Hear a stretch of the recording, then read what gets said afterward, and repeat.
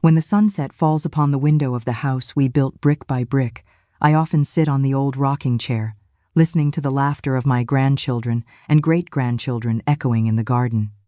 My white hair is no longer the long brown hair of the 18-year-old girl I once was, and my hands are now veined after thousands of stitches. Time flows like water under a bridge, but memories remain like dewdrops on leaves. Cordelia taught me that every difficult soul carries within them an unhealed pain, and Fletcher showed me the value of patience. Now, looking back on the journey I've traveled, I understand that life is not the destination but the journey, not the dream house but the people who build that house together. Like a true story about love and growth, my life has taught me that it's not success but the difficulties that have shaped who we are.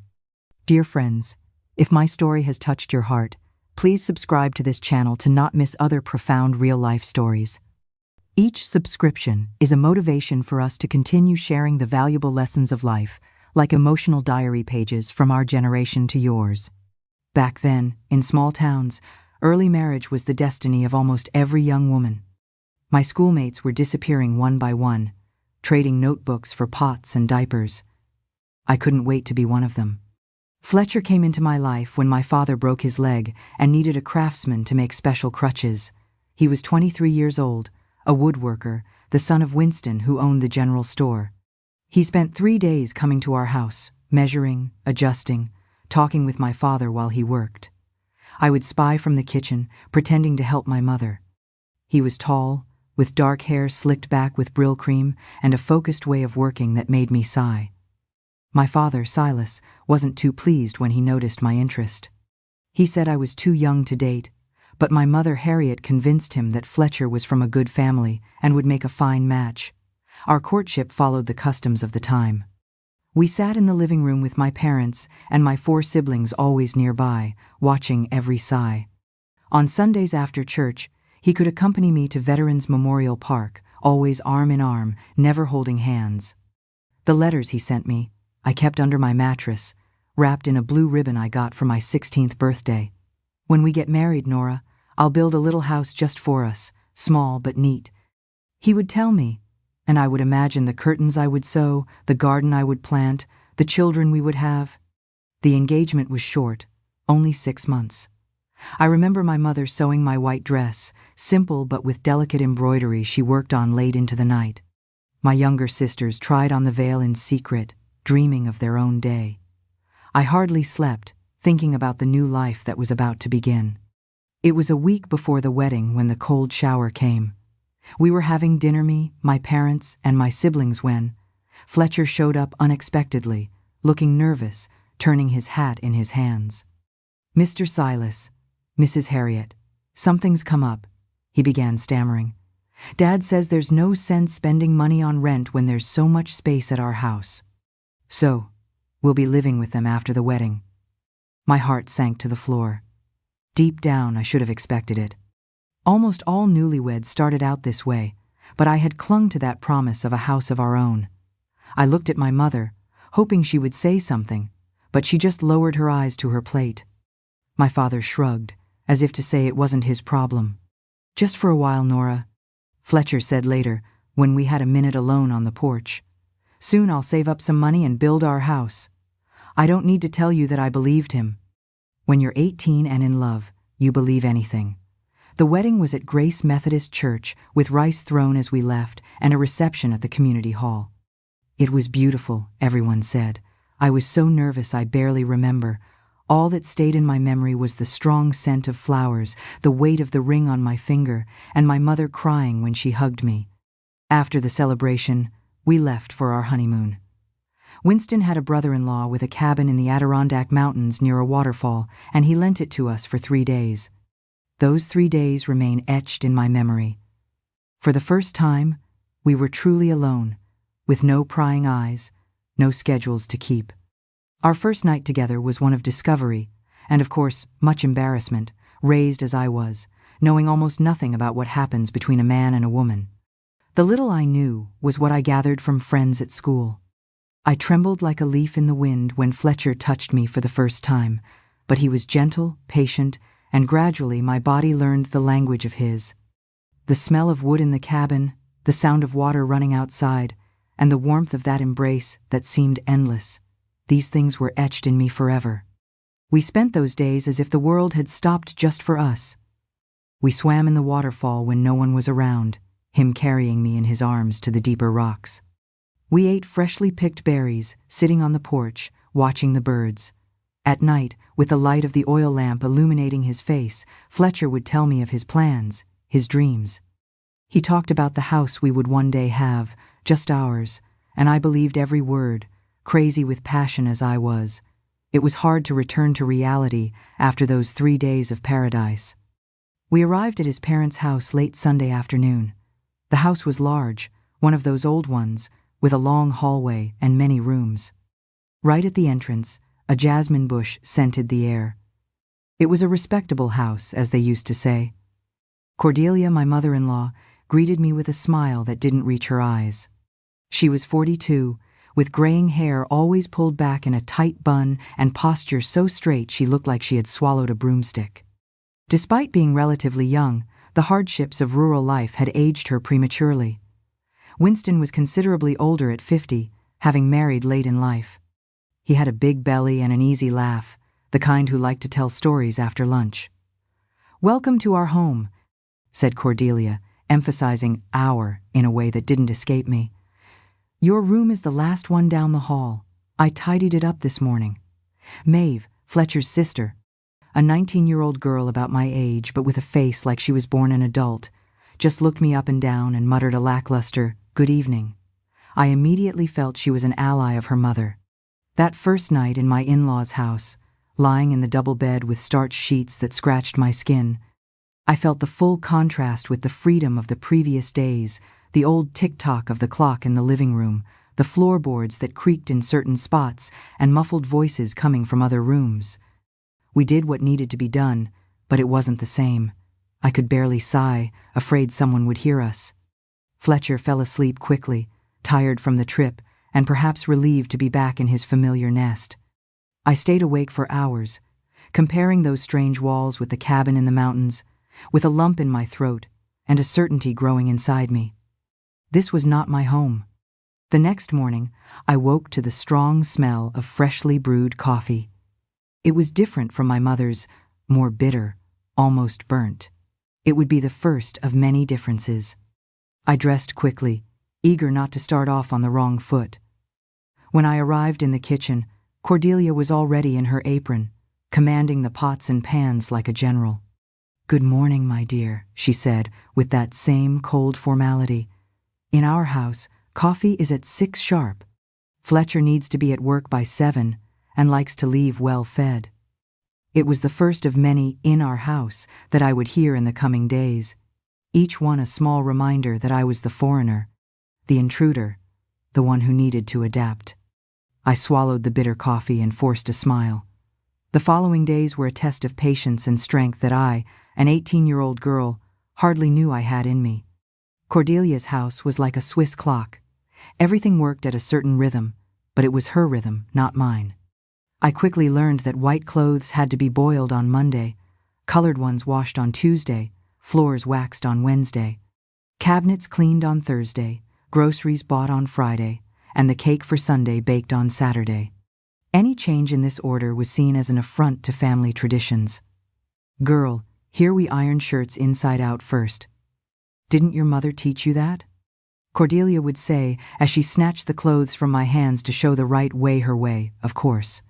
Sometimes I would look at Fletcher, expecting him to say something in my defense, but he almost always lowered his eyes, pretended not to have heard, or simply left for work.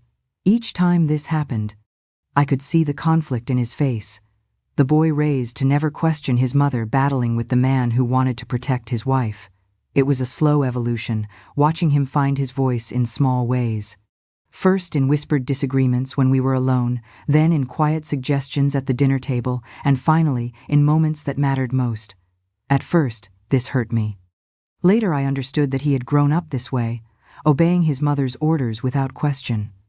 It was easier for him to ignore what was happening between us two than to confront the woman who had commanded everything since he could remember. Maeve didn't help at all. She seemed to take pleasure in seeing me make mistakes, in telling her mother when I did something different from the house custom. "Mom, Nora is hanging the towels the wrong way," or "Nora put too much sugar in Dad's coffee." Like two hens in the same yard, we were always pecking at each other for space and attention. The nights were the hardest times. During the day, housework kept me busy, even under the constant surveillance of my mother-in-law. But when the sun went down and everyone retired, I would lie in that strange bed and tears would come unbidden. I cried quietly, with my face turned to the wall, so Fletcher wouldn't see. He always fell asleep quickly, after we made love, while I stayed awake, thinking of my home, my mother's lap, the freedom I had and didn't know to value.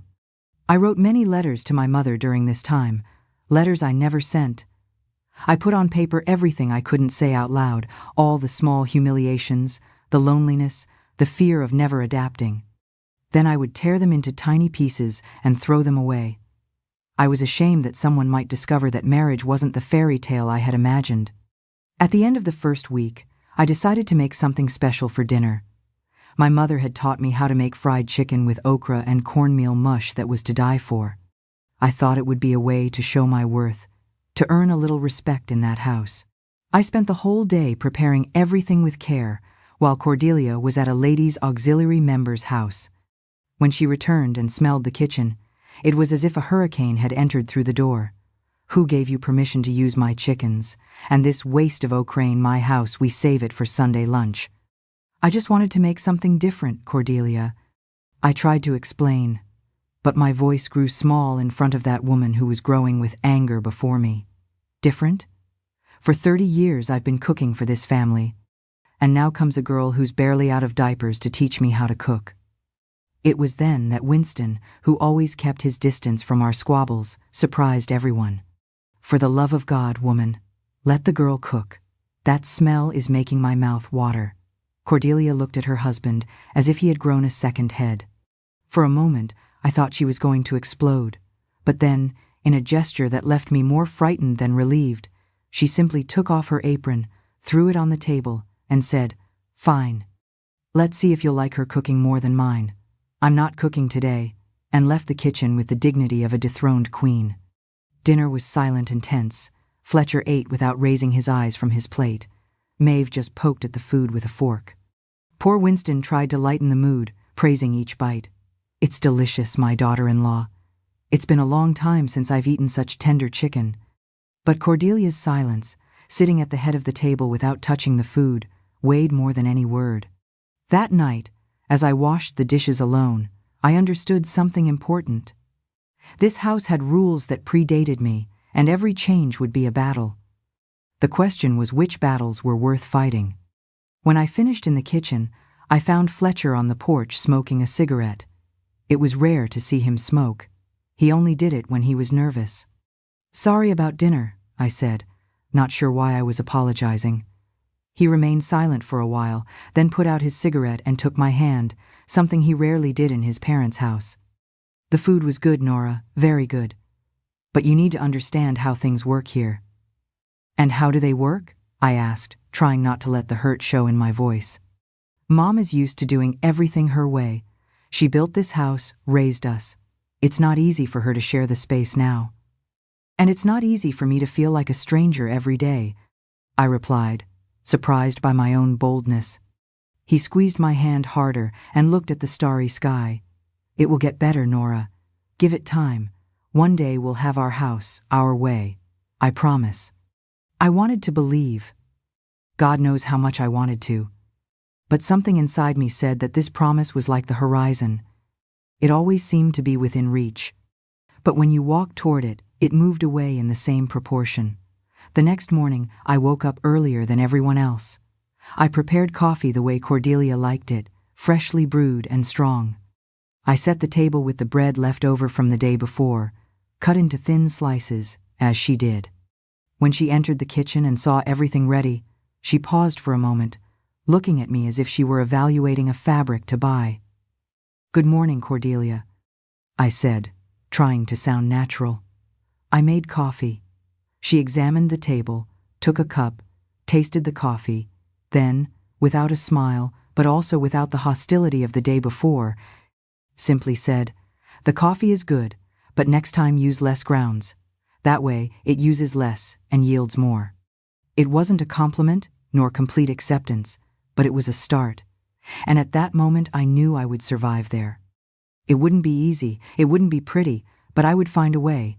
After almost a month living in my in-laws' house, my family finally came to visit. It was Sunday, the day when Cordelia allowed visits after church. I remember seeing my mother and father coming up the garden path, followed by my younger siblings, my heart almost jumping out of my chest with such longing. "We brought cornbread," said my mother, handing a still warm package to Cordelia. "It's my mother's recipe, God rest her soul." Cordelia received the gift with that same restrained smile she used for everything. "Very kind, Mrs. Harriet. Here we make it with an ease, but we'll try your way." My father, a man of few words, shook Winston's hand, and soon the two were sitting on the porch talking about the weather and crops. My siblings were shy at first, as if they didn't know where they fit in that formal house. Maeve, surprisingly, was kind to them. Perhaps because they were younger, perhaps because they didn't represent a threat to her territory. I don't know. I watched as she showed the backyard to my youngest sister. The hardest part was when my mother pulled me aside and asked quietly, "Is everything all right, my daughter? Are you happy?"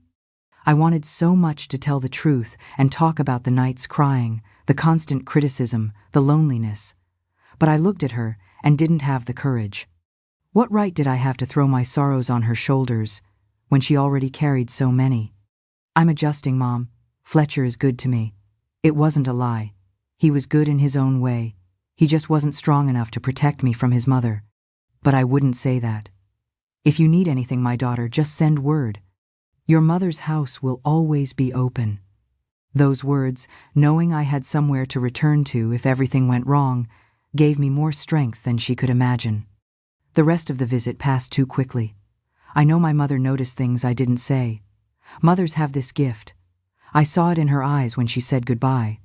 She was worried, but I also saw pride, because in those days a married woman had to endure whatever came. That's how it was. Divorce was a bad word that wasn't spoken in a decent family. When they left, I stood at the door, watching until the last wave disappeared around the bend in the road. I felt a presence behind me and turned, expecting to see Fletcher. It was Cordelia. "Your mother seems to be a good person," she said in a tone I hadn't heard from her before. "She is," I replied simply. The cornbread was good, different, but good. It was almost a miracle to hear that. For a single, brief moment, I felt that perhaps there could be an understanding between us someday. It was shortly after my 4th month of marriage that I began to suspect. My period, which always came as regularly as the payments at Winston's store, didn't appear. At first, I thought it was the nervousness of adapting, the sleepless nights, the homesickness. But when it was 6 weeks late and the morning sickness began to wake me every morning, there was no more escaping the truth. I was expecting a child. In those days, being pregnant was both a blessing and a burden. A blessing because children were what was expected of every married woman. It was almost an obligation, proof that the marriage was working. A burden because we became a kind of public territory where everyone thought they could give advice, touch, opine. I told Fletcher first one night when he came home early from the woodshop. He stood still, looking at me for what seemed like an eternity. Then he broke into a smile so big it lit up the entire room. "Are you sure, Nora?" "I am. This is the 2nd month it hasn't come, and I have the morning sickness." He knelt in front of me and rested his head on my belly, still as flat as it had always been. I felt his tears wetting my dress, and at that moment, for a brief moment, I thought that perhaps everything would be all right, that this baby would come to unite us in a way that not even Cordelia could separate. "I'm going to be a father," he whispered, more to himself than to me. "I'm going to be a father." We agreed to tell his parents at dinner. Fletcher thought I should give the news, that it was my right, but I was too nervous. I asked him to speak. It was one of the rare moments when I saw Fletcher confront his mother directly, his eyes shining with a happiness that even she couldn't diminish. "Mom, Dad, Nora is expecting a child. We're going to have a baby." Winston came to hug me, his eyes as teary as his son's. Maeve let out a little squeal of excitement. The prospect of being an aunt seemed to have softened her a bit toward me, but it was Cordelia's reaction that was etched in my memory. She didn't smile, didn't hug me, just straightened in her chair, adjusted the napkin in her lap, and said in that voice that admitted no argument, "It was about time. Now we'll have to take proper care of this pregnancy. These young girls today don't know what it is to carry a child properly." And so the siege began. From 1 hour to the next, I became a kind of precious vase, but a vase that couldn't choose where it stood or what flowers it carried. Cordelia took command of my pregnancy as if the baby were hers, not mine. "You can't eat this. It's bad for the baby. You can't lift weights. You'll lose the child. You can't go out in the evening dew. You'll catch a cold. You can't sleep on your stomach. It hurts the baby. You can't drink coffee. The child will be nervous."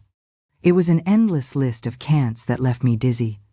I had grown up watching my mother and aunts pregnant, working in the fields until the day of delivery, without all these fussies. But in Cordelia's house, pregnancy was almost a disease that needed a caretaker 24 hours a day. The worst were the teas.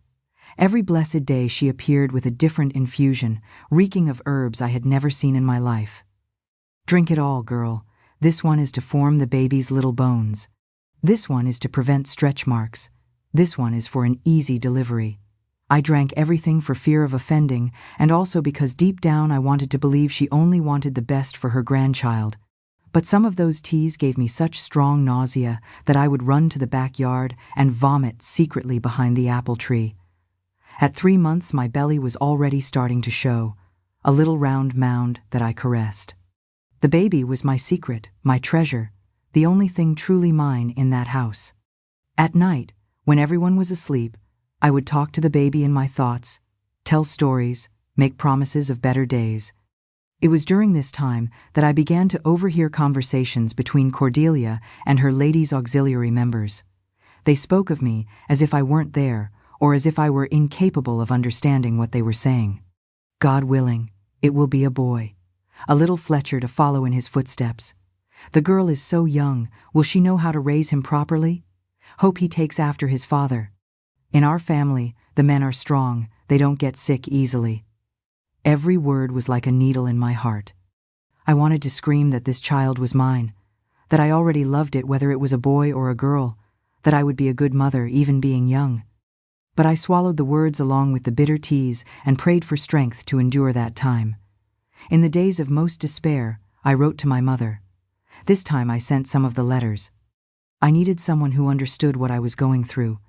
My mother responded as only she knew how, with few words, but full of wisdom. "Daughter, when you're feeling lonely, remember that the baby is always with you. It's a company that no one can take away. And about your mother-in-law's advice, all with respect. Thank her and then do what your mother's heart tells you to do. God gives instinct to mothers, not to mothers-in-law." When I completed 5 months, something happened that changed the dynamics of the house. Doc Whitman, the barber, who was also a kind of local healer, fell ill during a haircut. People said it was a stroke, one of those diseases that leaves a person twisted on one side. Since we didn't have a doctor in the small town and the nearest hospital was hours away, the news spread quickly. They needed help to care for the old barber. Cordelia, with all her experience in teas and prayers, was called to help. Suddenly, she started going out every day after lunch and only returning close to dinner time. Those hours without her in the house were like a holiday for me. I could breathe, be myself, take care of my pregnancy, my way. It was in these hours of freedom that I grew closer to Maeve. Without her mother around, she was almost another person, less bitter, more willing to talk. Looking back, I realized that Maeve's initial coldness toward me wasn't personal hatred, but rather loyalty to her mother, mixed with her own fear of abandonment. With Cordelia constantly occupied elsewhere, Maeve found herself without direction, and perhaps saw in me a potential friend rather than a rival for the first time. One day, while I was folding sheets on the clothesline, she came to help me, something that had never happened before. "Have you thought of a name?" she asked, and for the first time seemed genuinely interested. "If it's a girl, I wanted Rosalind. I think it's a beautiful name. If it's a boy, Maybe Thaddeus like your grandfather and Fletcher's, she agreed. But Mom will want it to be Fletcher Jr., she commented the other day with the ladies' auxiliary member. I thought to myself, that's all I needed, even the name she wants to choose. We remained silent for a while, each lost in our own thoughts. Then she said something that caught me by surprise. It must be nice, having a baby growing inside you, like you're never alone. I looked at her and saw something I'd never noticed before. Loneliness. Maeve was almost a year older than me, but with no suitor in sight, no close friends that I could see, not much beyond that house and the strong shadow of her mother. At that moment, I felt a pang of compassion for her. Do you want to feel? I offered, bringing her hand to my belly. Sometimes he kicks very gently still. Her eyes widened when she felt a gentle movement under the stretched skin. It was the first time I saw her smile genuinely at me. My sister-in-law is pretty, see? Big teeth like her brother's. He knows it's me, his aunt. Of course he knows. I lied, because that moment of connection was too precious to be broken with the truth. From then on, when Cordelia wasn't around, Maeve would come talk to me, ask about the baby, even help me with the heavier tasks that I was beginning to have difficulty doing alone. It was an unexpected relief to have an ally in that house, even if the alliance was fragile and existed only in the moments of the matriarch's absence. It was in early January that the pains began, twinges that came and went. I was sweeping the yard when I felt a strong grip that made me drop the broom to the ground. Maeve was the first to see me doubled over with my hand on my belly. "Nora, is it the baby?" she asked with wide eyes. I barely had time to answer properly. Soon the house turned into a rush. Everyone was home that Saturday afternoon. Cordelia took the reins as if she had been waiting for this moment all her life. "Heat water," she ordered Maeve. "Winston, go call Beatrice to help," she commanded her husband. And to poor Fletcher, she just said, "You stay in the living room and pray." The poor thing, white as church candle wax, didn't complain. They took me to our room, and there the struggle began. I spent all day in that bed feeling pains that came and went. Beatrice arrived. She was a midwife, an older lady than Cordelia, with hands calloused from bringing so many children into the world. "It's the first. It does take time," she said, as Cordelia arranged the cloths beneath me. It was the first time I saw my mother-in-law sweat. She took off that tight bun, tied a scarf around her head, and rolled up her sleeves. At that moment, she was no longer the lady of the house watching over me. She was a woman helping another woman. When the sun was already setting, my water broke. The pain became one continuous thing, without stopping. I screamed so much that I bit the cloth they put in my mouth. My sister-in-law was by my side.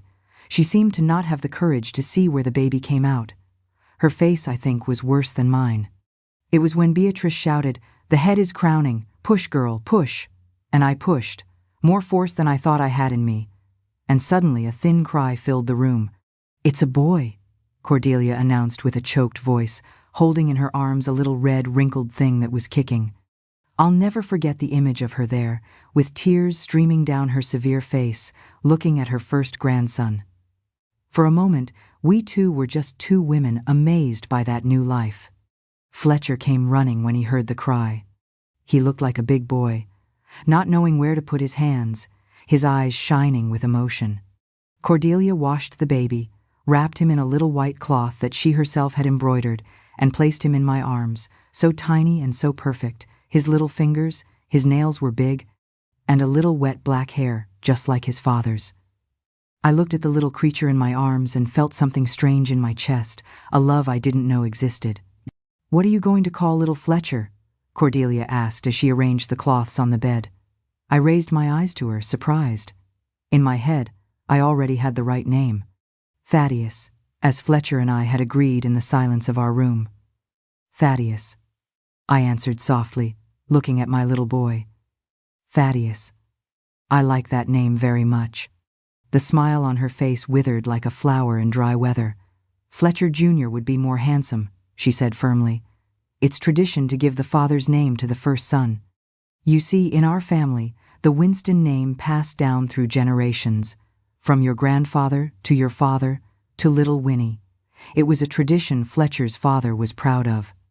But we needed a way to tell them apart in conversation, so your father was always Winston or Winston Sr. to the townspeople, and your brother was our little Winnie. And when Winnie passed, we broke with tradition and gave you a new name, Fletcher, hoping for a fresh start. At that moment, I looked at Fletcher expecting support. He stood there divided between his mother and his wife, not knowing which side to take. After a long silence, he said, "Mom, we already chose. It's going to be Thaddeus." Cordelia's chin trembled, but she said nothing more. She left the room with hard steps, leaving a chill in the air. The midwife Beatrice pretended she hadn't seen anything, busy arranging the dirty cloths. Fletcher, after admiring his son a bit more, said he was going to give the news to my family. "I'm going to your parents' house, Nora. They need to know their grandparents now." My heart warmed knowing that, even tired, he was going to make that walk just to tell my people. Thaddeus slept on my chest, unaware of the confusion his little name had caused. The next day, I heard cheerful voices arriving. It was my mother, my father, and my siblings, all coming together to meet the new member of the family. My mother entered the room with her eyes already full of tears. "My daughter, I've become a grandmother," she said, hugging me carefully so as not to hurt the little one. "Let me see this blessing from God." When I placed Thaddeus in her arms, I saw the same hands that raised me now holding my son. My father stood at the door, wiping a hidden tear with his sleeve. Then he took his grandson. We talked to him, but he barely responded. I think the crying was about to come out, and he was embarrassed. My siblings jostled to see their nephew. "He's the spitting image of Fletcher," said my mother, examining the baby's little face. "But he has our family's nose," my father added proudly. Cordelia appeared at the door somewhat awkwardly. My mother, who was always more diplomatic than me, got up and went to hug her. "We're the voice of the same child now," my mother said in that gentle way of hers. "May God bless our little grandson." I saw a small smile on Cordelia's face, which soon returned to her usual posture. She offered coffee to everyone, taking the visitors to the living room. Later, when it was just the two of us in the room, my mother approached and whispered, "How's it going, my daughter? Are they treating you well?" I wanted so much to open my heart, to tell of the nights crying, the constant criticism, the tease that made me sick. But I looked at my sleeping baby and just answered, "I'm hanging in there, Mom, one day at a time." She understood what I didn't say. She took my hands in hers. "When your confinement is over, bring the boy to visit our house, because you don't come much. I miss you so much, daughter." I lowered my eyes, not knowing how to explain, but my mother deserved to know. "Cordelia keeps saying that a married woman's place is in her husband's house, Mom, that now my family is Fletcher's. She turns up her nose when I talk about visiting you." My mother pressed her lips, holding back what she wanted to say. "That's old-fashioned thinking, Nora. Family is family. When we get married, the two families become one. I'll talk to your father. Any Sunday we'll come pick up the three of you to have lunch at our house." That warmed my heart. Even though she couldn't fix everything, knowing that my mother understood what I was going through was already a consolation. After my family left, things returned to normal. Those were difficult days after the birth. Cordelia spoke to me only when necessary, always calling the boy, the baby, never by his name. When I breastfed, she would come to check if I was doing it right, always with some correction on the tip of her tongue. In my day, we let the baby nurse until it fell asleep, not take it off like that. I bit my tongue to avoid responding. The baby was mine, but the house was hers. And to make matters worse, at the end of that month, Fletcher came home early, looking like death. "What is it, man?" I asked, my heart tight. "They let go of 6 from the woodshop. I was one of them," he said without looking me in the eyes. "They said there aren't enough orders to keep everyone." I felt a weight in my stomach. Without work, what would happen? How would we ever leave that house? Fletcher sat on the edge of the bed with his head down. "I'll look for work tomorrow, even with a heavy heart." I tried to cheer him up. "It will work out. You're good at what you do. Another job will come along soon." But inside, I knew it would be difficult. A man without work in those days was like a plant without water. He would wither with shame day by day. And the settlement? You worked there so long. They must have given you something, I said softly so Cordelia wouldn't hear from the kitchen. Fletcher came closer and whispered in my ear. Yes, they gave me quite a bit of money. But don't tell Mom. I put it all in the bank, away from her eyes. We'll keep saving. Maybe we can buy our little house someday. I cheered up. He was changing gradually, seeing that we couldn't continue living there. I gave a small smile, but quickly became serious again when Cordelia appeared at the door. I'll look for work tomorrow, Fletcher said aloud. Maybe in the big city there's more opportunity. Even with a lighter heart from the secret we shared, I tried to appear concerned. It'll work out. You're good at what you do. Another job will come along soon. When Cordelia heard the news, she made that face of someone who already expected it. You can stay here as long as you need, my son. A mother's house always has room. And at that moment, I felt we had a small flame of hope that she didn't know about. A little money saved, our dream of having our own house. Thaddeus and I continued under her orders, while Fletcher went out every day in search of work, returning more and more dejected. It was during this time that Maeve, who had always been her mother's shadow, began showing interest in Jasper, the son of the Garrison pharmacy owner from Riverside. I noticed the change gradually, first in the way she took more care with her appearance, then in how she would position herself near the window when he was expected to pass by. Cordelia, with her sharp maternal instinct, quickly caught on and redirected her controlling nature toward this new development. It was, Maeve, that dress isn't good enough to receive visitors? Or, Maeve, let's make a cake for Jasper to try. My sister-in-law, who had always been her mother's shadow, now lived with red cheeks, sighing in corners. With her mother in, Law's attention focused on her daughter, I was able to breathe a little. I began to create my own rhythm with Thaddeus. We had our moments, our songs, our way of doing things, and the boy was growing beautifully, already at 5 months, sitting by himself, laughing loudly when his father arrived. One Sunday afternoon, when I was hanging clothes in the yard with Thaddeus playing in a basket, Maeve came to help me. She was different, more womanly, less girlish.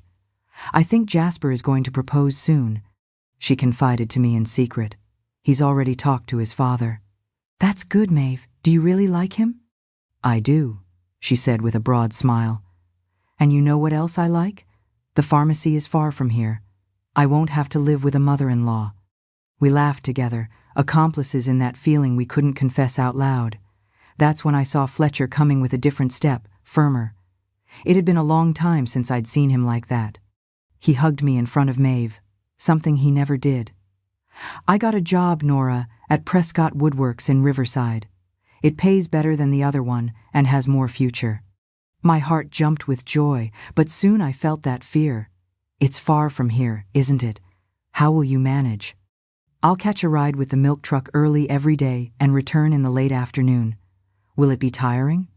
I asked, concerned. It's worth it, he said, lowering his voice.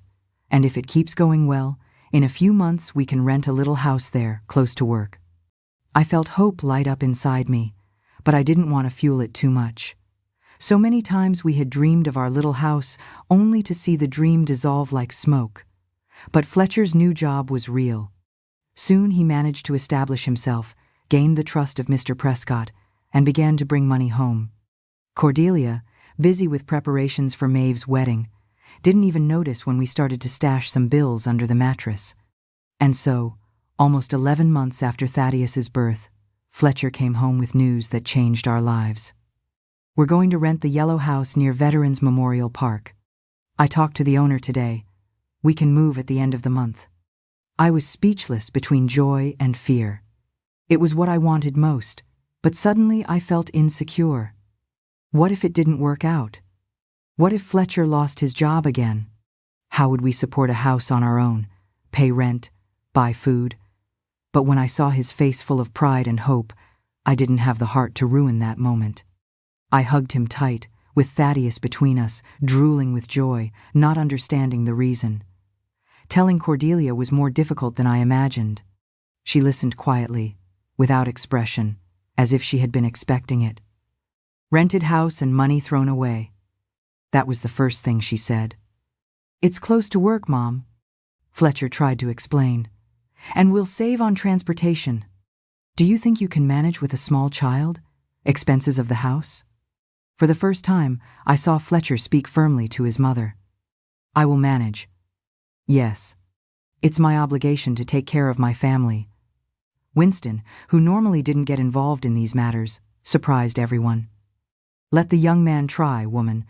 They need their space, and we won't live forever to take care of them. I think it was the first time I saw Cordelia without a response. She just pressed her lips and left the room. The move was made on a Sunday. We didn't have much, just some clothes, some dishes that Cordelia gave us, somewhat reluctantly, Thaddeus's little bed that Fletcher made, and our double bed, a wedding gift from my parents. Everything that was in our room. The little house was small, just one bedroom, living room, kitchen, bathroom, and a small yard. But for me, it was perfect. For the first time, I could decide where to put each thing, what time to do each task, how to raise my son. I could sigh freely when Fletcher hugged me. I could sing in the kitchen without anyone to criticize me. It was as if I had lived for years in a tight dress and suddenly could breathe deeply. On the first day, we were so tired from the move that we just turned over and slept like rocks. But the next day, after Thaddeus fell asleep, something came into my head, and I began to parade around the house in my nightgown, feeling like I was my own boss. As expected, Fletcher took full advantage. He hugged me right there in our living room, both of us breathless from wanting each other so much after so long, fearful of the ears in others' houses. When it was over, he still said with that little smile from the corner of his mouth, "If I had known it would be like this, I would have rented this house sooner." I laughed so much, I almost woke the boy. There was so much pent-up fire. Fletcher changed too. Away from his mother, he became more decisive, more of a man. He worked hard, came home tired, but always with a smile on his face when he saw us waiting for him at the door. But fear didn't abandon me. What if this job also ended? What if we had to return to Cordelia's house, with our tails between our legs? The idea gave me a chill in the stomach. It was one afternoon when I was mending one of Fletcher's shirts that I had the idea. I had always liked to sew. Learned from my mother since I was a girl. "Fletcher," I said that night after Thaddeus went to sleep, "I was thinking if you could get me a sewing machine, I think I could help with the expenses." He looked at me curiously. "How so?" "By sewing for people, to supplement your salary so we never have to go back to your mother's house."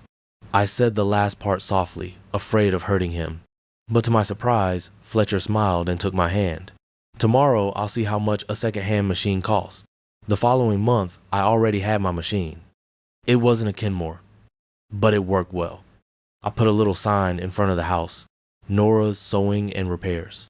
At first, few people came, but soon the women in the neighborhood began to bring dresses to adjust, pants to hem, curtains to sew. Suddenly, I wasn't just Fletcher's wife or Thaddeus's mother. I was Nora the seamstress. I had my own little money that I kept in a glass jar inside the cabinet. It was little, but it gave me a security I had never felt before. Life was taking a different course. I visited my family more, and they came to our house more often too. Thaddeus was almost 3 years old when I discovered I was expecting another baby. This time, without Cordelia's tease, without the criticism, without the constant fear of doing something wrong. "It's going to be a girl," I told Fletcher, "to complete our family."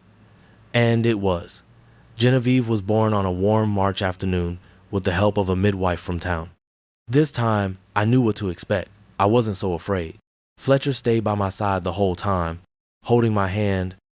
During this pregnancy, I visited my mother-in-law 2 or 3 times, and other times, Fletcher would go alone with Thaddeus. She wouldn't come to our house at all. But when Genevieve was born, Cordelia came to visit a week after the birth. I thought I would find the same authoritarian woman as always, but time had also changed her. Perhaps the loneliness after Maeve married and left, perhaps age catching up, I don't know.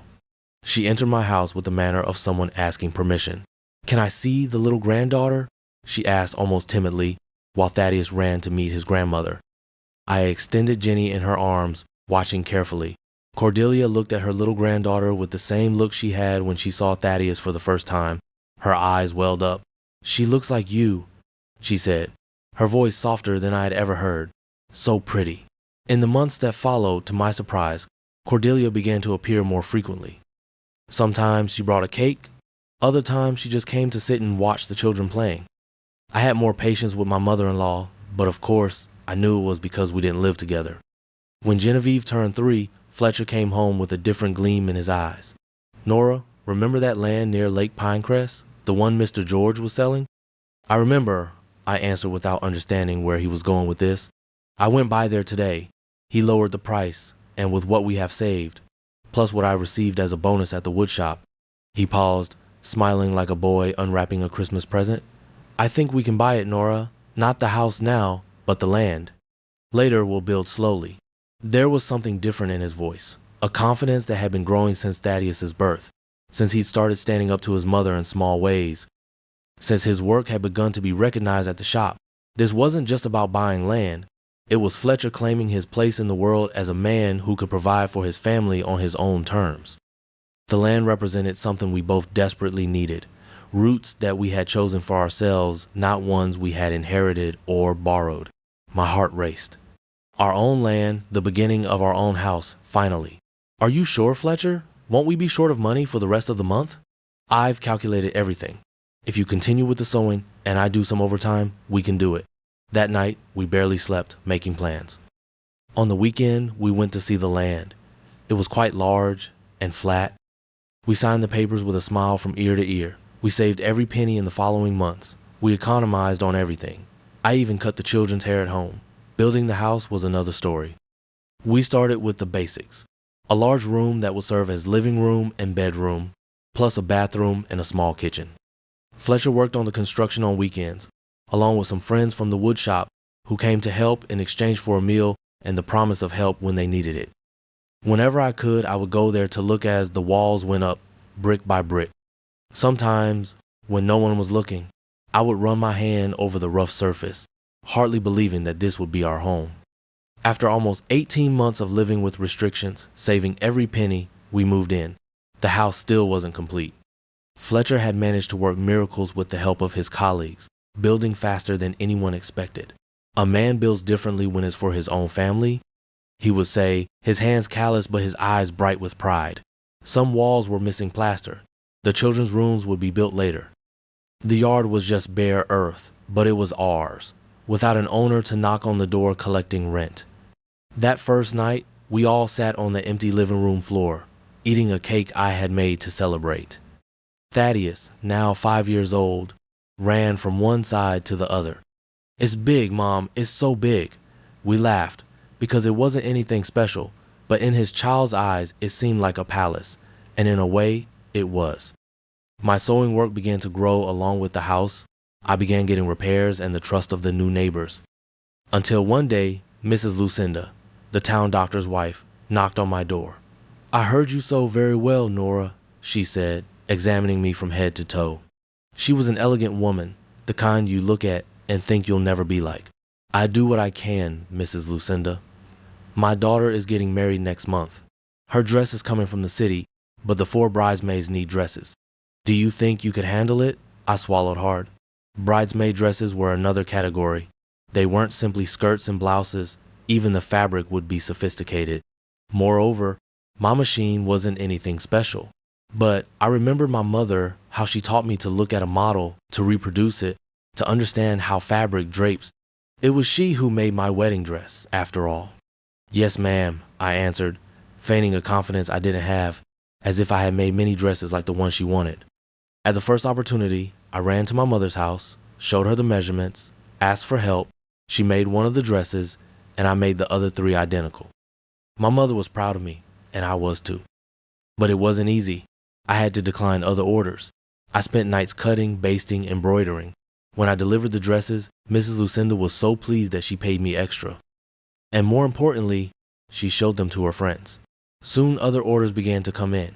A dress for the pharmacist's daughter's 15th birthday party, clothes for the mayor's wife.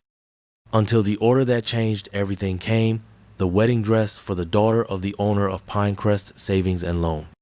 By this time, Fletcher had bought a new machine for me, one of those with a motor which made the work go faster. We adapted one of the rooms in the house, which would have been Genevieve's bedroom, to be my atelier. The girl slept with us for the time being, but no one complained. The money from the sewing not only helped build the rooms that were missing, but gave me something I hadn't expected: respect in the community and confidence in myself. Women would come to my door not just with fabric to be transformed, but with their stories and secrets. They spoke freely while I measured and pinned, sometimes sharing troubles they couldn't tell their own mothers or sisters. I became keeper of the town's unspoken histories: which bride was expecting before her wedding, whose husband drank too much, whose daughter was unhappy in her marriage. This knowledge made me gentler in my judgments and wiser in raising my own children. It was when everything seemed to be going well, my business flourishing and our home nearly complete, that our world began to crumble. Winston, my father-in-law, who had already been somewhat quiet, began to feel numbness in his legs. Cordelia, worried, took him to the doctor. The diagnosis was diabetes, already quite advanced. "You need to cut out sweets, Winston," the doctor said. "Seriously, and take very good care of those feet." But my father-in-law, stubborn as he always was, didn't pay much attention. When no one was looking, he ate the sweets he hid. Cordelia and Fletcher argued with him, but to no avail. One Sunday afternoon, while we were all having lunch together at their house, Winston dropped his glass. His hand simply didn't obey. The next day, he was in the hospital with a stroke. Those were difficult months. I took turns with Cordelia and Fletcher in caring for him. The children stayed with my mother when I needed to spend the night at the hospital. The sewing fell behind, deadlines tightened. He returned home, but he was no longer the same. One leg didn't work right, one arm had lost its strength, and worse, he who had always been cheerful sank into a sadness that broke the heart. "All this trouble," he would say, with that somewhat slurred voice that remained after the stroke. "What trouble, Dad?" Fletcher would respond, trying to cheer him up, but I could see in my father-in-law's eyes a humiliation that no man deserves to feel. He who had always been the pillar of that house now needed help even to go to the bathroom. And then came the gangrene. It started with a wound on his foot that wouldn't heal. Cordelia made compresses, applied her herbal remedies that she mixed, but nothing helped. When we took him to the doctor again, he shook his head with that face that we know brings bad news.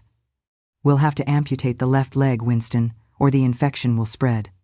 My father-in-law cried like a child in that office. It was the only time I saw that strong man shedding tears without shame. After the amputation, he was never the same. Good heavens, how that man suffered. He would sit in the porch chair, watching the movement of the street, getting thinner each day. The big belly he had was getting smaller. He was becoming more distant. One winter morning, Cordelia went to wake him and found him cold. He had passed during the night, quietly, without bothering anyone, the way he had always lived. After the amputation, he lived just 5 months. This was about 12 years into our marriage, when Thaddeus was almost 13, and Genevieve was 9. Cordelia was lost after her husband's death. The big house, which before seemed small for so much life, now echoed with silence. Fletcher and Maeve went to see their mother every day, worried. "She's not eating, Nora, just staring at nothing. I'm afraid." One day I took courage and made the proposal. "Cordelia, why don't you come live with us? You could rent your house, have a little extra income, and not be alone."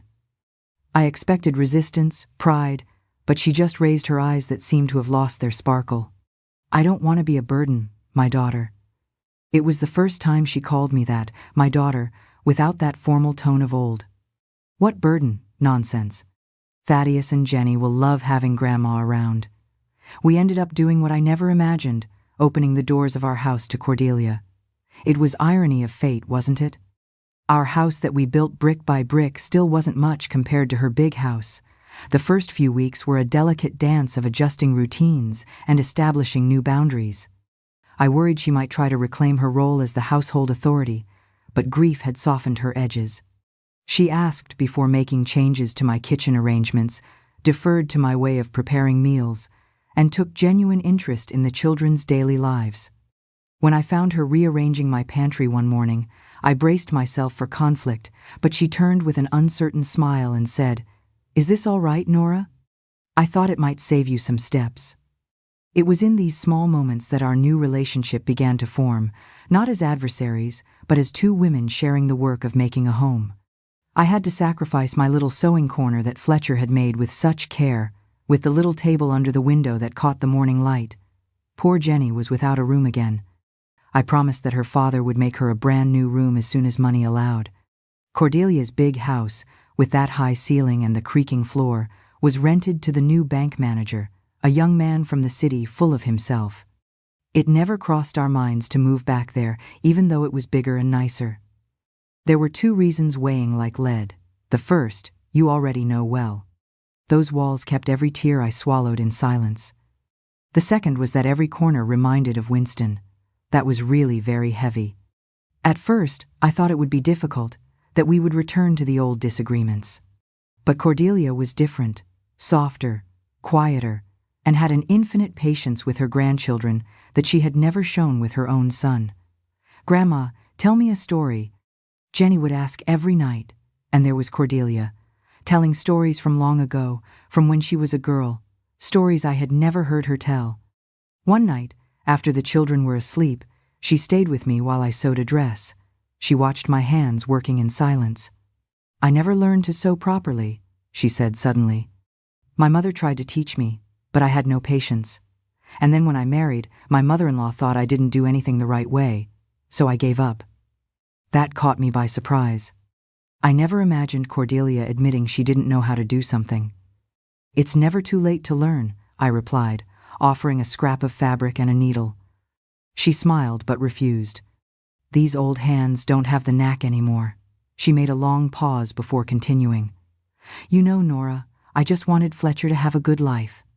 Maybe I overdid it in the way I cared for him. After what happened with Winnie, I couldn't bear the thought of losing Fletcher too." "Winnie?" The unfamiliar name caught me by surprise. Looking back, I realized there had been signs, the way Cordelia sometimes looked at Fletcher with a strange sadness, the extra room in their house that was always kept locked, the small, identical clothes I had once found while helping clean the attic. She took a deep breath, like someone about to tell a long-held secret. "Fletcher's twin brother," she began, her voice dropping to almost a whisper. They were identical twins. When they were 4 years old, they caught a bad case of measles. Winnie didn't make it, but Fletcher survived by a miracle. They were hospitalized side by side. The doctor said it was by very little, a matter of hours, perhaps. One went and the other stayed. You know, my husband was named after his father, as was his father, and following the family tradition, we gave the name of the grandfather and father to one of the boys. I think that's why I never managed to treat Fletcher right. I always had this fear of losing him too. I was speechless. Fletcher had never mentioned a twin brother. It struck me as strange that such a significant event could be completely absent from Fletcher's memory, but trauma works in mysterious ways, especially in young children. Perhaps his mind had protected him from the pain, building walls around memories too painful to confront. "He doesn't remember," she said, as if reading my thoughts. "He was very young, and we never talked about it. It was too painful." It struck me as strange that such a significant event could be completely absent from Fletcher's memory, but trauma works in mysterious ways, especially in young children. Perhaps his mind had protected him from the pain, building walls around memories too painful to confront. I was even moved because I never imagined her opening up to me about that secret she had kept only with her husband. She wasn't just a difficult mother-in-law. She was a mother marked by the pain of losing a child, trying to protect the other in the only way she knew. And I also understood why she insisted so much that Thaddeus be called Fletcher Jr. When he was born, she wanted to keep alive that family tradition that was broken with the death of Winnie. That night I told Fletcher about the brother he didn't remember having. He was quiet for a long time. Then he asked with a choked voice, "Is that why I sometimes dream I'm talking to myself?" That night I told Fletcher about the brother he didn't remember having. He was quiet for a long time. Then he asked with a choked voice, "Is that why I sometimes dream I'm talking to myself?" There was something in his eyes that suggested a distant memory trying to surface, as if the revelation had unlocked a door long sealed in his mind. The next morning after that conversation, I went into her room bringing coffee. It was the first time I had done this of my own will, not out of obligation. "Did you sleep well?" I asked, placing the cup on the small table. She looked at me surprised, as if she didn't understand the gesture. "I did sleep." "Yes, thank you, Nora." We remained in a strange silence, one of those that carry many things unsaid. Then I took courage. "Do you have any pictures of him? Of Winnie?" Her eyes welled up immediately. I thought I had said something stupid, that she would close up like an oyster. But to my surprise, she got up and went to the suitcase she had brought, the same one that remained somewhat hidden under the bed. "I only have 2, she said, rummaging deep in the suitcase, and took out a box. There were hardly any photographs in those days. This one was taken when they were babies, just a month before it happened. And she handed me a small, somewhat yellowed portrait. 2 identical boys, in little sailor outfits, looking serious at the camera. If it weren't for the birthmark Fletcher had on his neck, it would be impossible to tell which was which. They were so alike that sometimes even I got confused," she said with a sad smile. Winnie was more mischievous, more cheerful. Fletcher was always quieter, more to himself. Winnie took after the cheerful temperament of his father and grandfather. I returned the photo crying. How could I not cry, noticing the care with which she held it, as if it were the most precious treasure? "He was so cheerful," Cordelia said, touching the photo with her fingertips. "He would wake up singing." I remained quiet, letting her go at her own pace. She took out of the box a little white hand-embroidered nightshirt. She also had a lock of hair tied with a blue ribbon. "It was the last outfit he wore before he got sick," she said, and I could see that it cost her to talk about this. "I kept it unwashed, but it no longer has his smell." She pressed the fabric against her face and cried. Not that contained cry of someone who is ashamed of tears. It was an open cry of sobs, of raw pain that finally finds its way out after decades of being trapped. I hugged my mother-in-law for the first time in my life. I felt her fragile bones under my arms, the sobs shaking that body that had always seemed so strong and unshakable to me. And I realized that she was just a woman like me, carrying a pain that I, thank God, could only imagine. That night, we called Fletcher to see the box.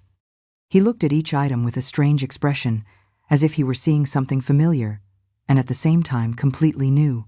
"His name was Winston?" he asked, holding the photo of the 2 babies.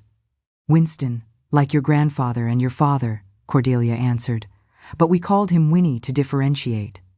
You see, in our family, the Winston name passed down through generations, from your grandfather to your father to little Winnie.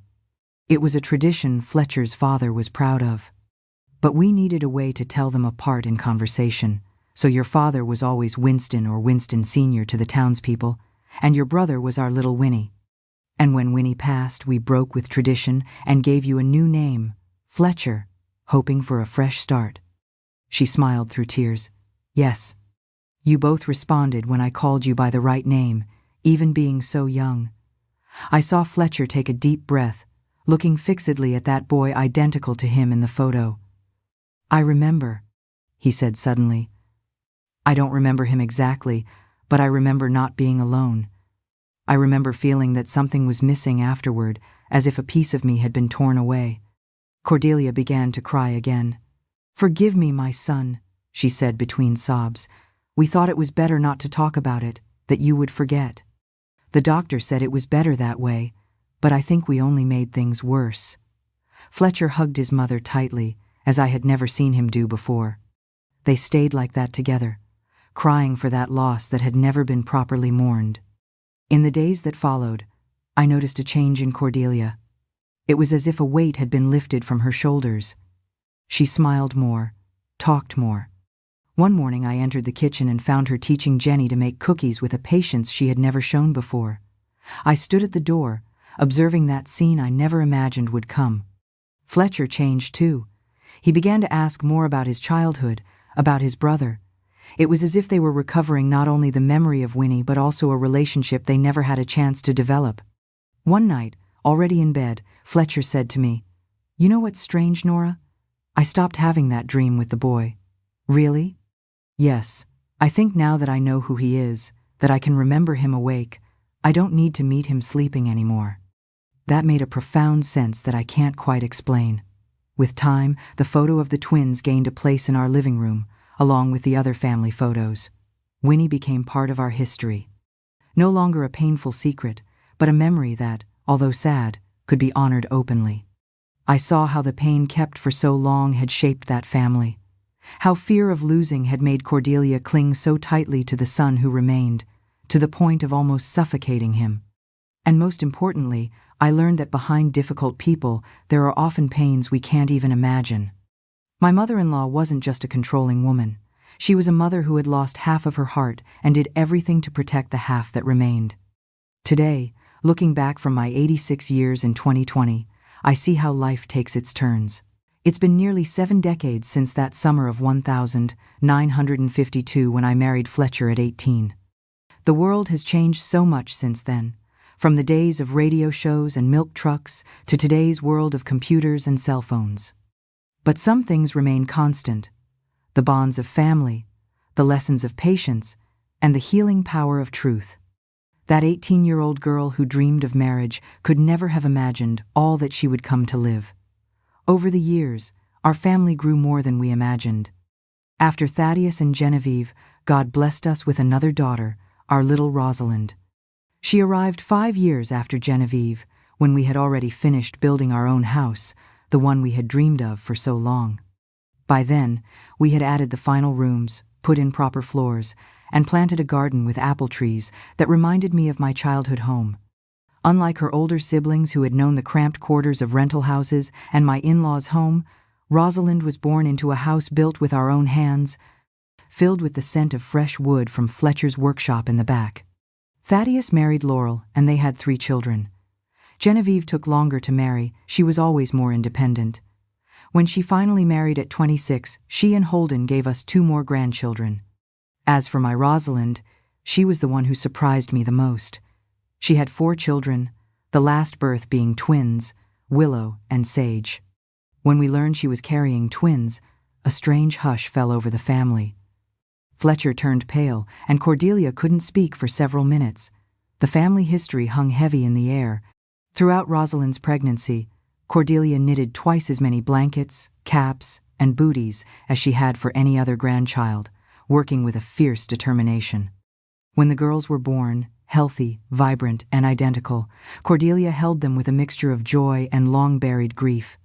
"Look, Nora, God gave you twins too," she said, holding the 2 in her trembling arms, tears streaming freely down her face. "And they're both here to stay." It was a moment of healing for her, a circle completed after decades of pain. After that day, she shared stories about baby Fletcher and Winnie that she'd never been able to tell before, ensuring that the memory of the uncle they never knew would live on in a new generation of twins. Cordelia lived with us for almost 30 years.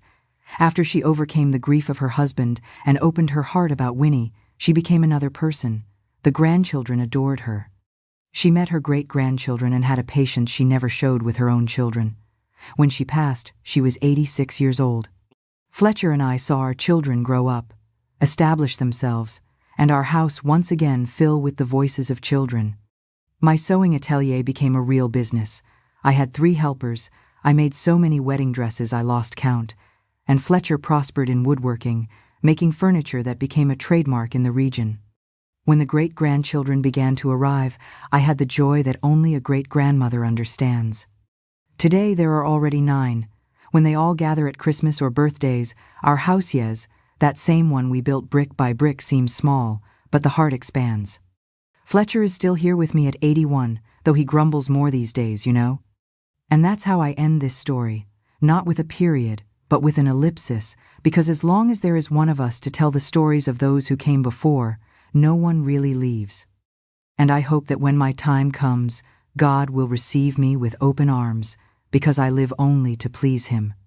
When the sunset falls upon the window of the house we built brick by brick, I often sit on the old rocking chair, listening to the laughter of my grandchildren and great-grandchildren echoing in the garden. My white hair is no longer the long brown hair of the 18-year-old girl I once was, and my hands are now veined after thousands of stitches. Time flows like water under a bridge, but memories remain like dewdrops on leaves. Cordelia taught me that every difficult soul carries within them an unhealed pain, and Fletcher showed me the value of patience.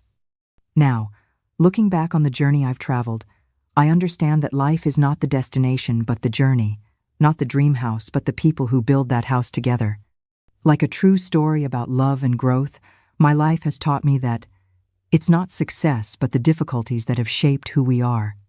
Dear friends, if my story has touched your heart, please subscribe to this channel to not miss other profound real-life stories. Each subscription is a motivation for us to continue sharing the valuable lessons of life, like emotional diary pages from our generation to yours.